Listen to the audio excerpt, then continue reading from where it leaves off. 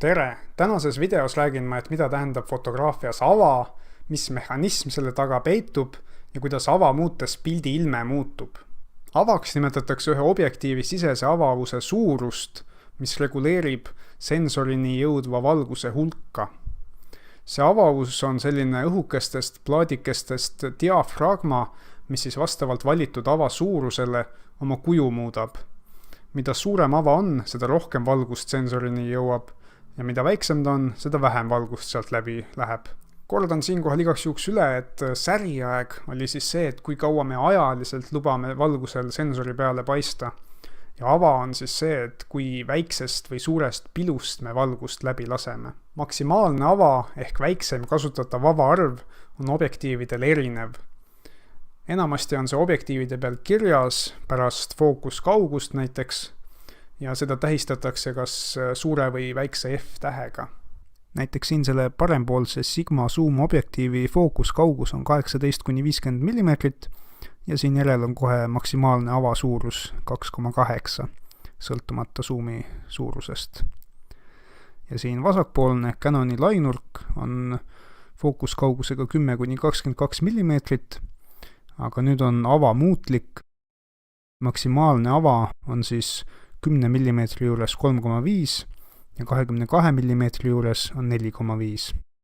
Tavaliselt on suurema maksimaalse avaga objektiivid ihaldatumad ja ka ühtlasi kallimad, sest nad on valgusjõulisemad, ehk siis nad saavad paremini pimedates tingimustes hakkama. Kaameratel leiab parasjagu kasutatava avaarvu enamasti säriaja näitaja kõrval.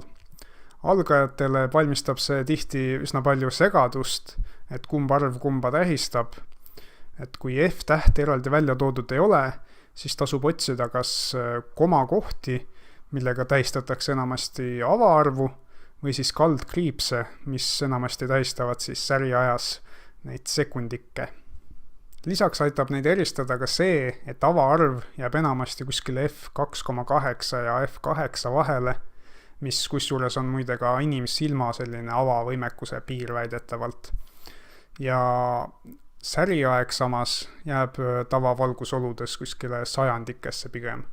Kui tahate täpsemalt teada, et kuidas oma kaameral avaarvu või säriaega muuta, siis soovitan tutvuda oma kaamera kasutusjuhendiga, sest see on mudelit üsna erinev. Aga nüüd jõuame huvitavam osa juurde, ehk miks meil on seda ava üldse vaja reguleerida. Esiteks on ava sarnaselt säriajale väga tähtis pildi heleduse muutmisel. Et mida suurem on ava ehk mida väiksem on ava number, seda rohkem jõuab valgust sensorini ja seega seda heledam tuleb ka pilt. Ehk näiteks kui õhtu kisub pimedaks kätte ära, siis me võime seda valguskadu kompenseerida suurema avaga. Võiks ju muidugi ka säriaega pikendada, aga tihti on selliseid olukordi, kus sa ei saa enam seda pikendada, sest muidu muutuksid objektid uduseks või sul lihtsalt pole statiivi kaasas ja sa ei saa käest enam stabiilset pilti kätte pikema säriajaga. On võimalik ka vastupidine olukord. Näiteks ütleme, et me tahame eredas valguses saada sellist pilti, kus liikuvad objektid on natuke udused. Ja seega me tahame, et säriaeg oleks mingi 1/15 sekundit, ehk siis üsna pikk, aga samas me ei taha, et pilt oleks ülevalgustatud. Ja siis siin me võimegi seda liigset valgust kompenseerida väiksema kinnisema avaga. Väikse kõrvalpõikena mainin ära, et on ka kolmas võimalus pildile püütava valguse reguleerimiseks. Et selleks on siis ISO.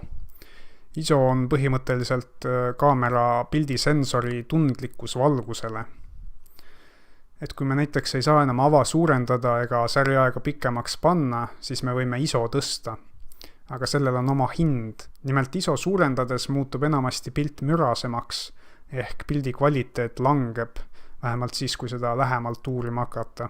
Õnneks tehnoloogia pidevalt areneb ja kõrged ISOd muutuvad kaameratel üha vähem müraseks. Näiteks uued ja kallid kaamerad on enamasti palju vähem mürased kõrgete ISOde juures. Teine väga tähtis roll aval on pildi teravussügavuse muutmine. Teravussügavus tähendab põhimõtteliselt seda, et kui kaugele meie teravustatud punktist teravus ulatub. Ehk kui me vaatame seda vasakpoolset pilti, mis on tehtud lahtise avaga, ehk siis sellise suure avaga, Me näeme, et kaelkirjakuste ees ja tagapool olevad koalad on udused, sest teravussügavus on väike.